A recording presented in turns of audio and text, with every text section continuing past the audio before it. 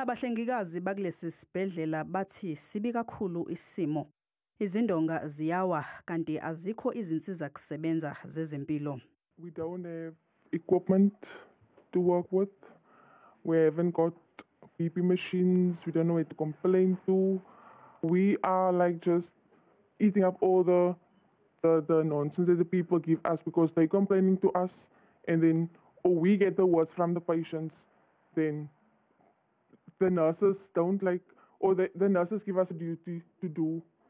Tell the community we won't be coming, or they're only taking 20 people this week. Then we get all of that ugly words and all of that things. We don't have equipment to work with, broken windows, no electricity. We can't make coffee. Bathi abanayo ngisho imishini yokuhlolela isifo sofuba. There's no locks on the doors. They even open the door with a tablespoon. But that's all we have. And we've been complaining, we've been trying. I've seen Department of Health. I've spoken to the DA. Public Works were here. Nothing. Absolutely nothing gets done.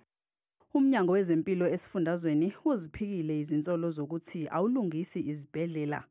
Umnyango uthi nakuba ubhekene nenkinga yezimali, kodwa ke zikhona izinhlelo zokulungisa isimo ezibhedlela zase Nelson Mandela Bay.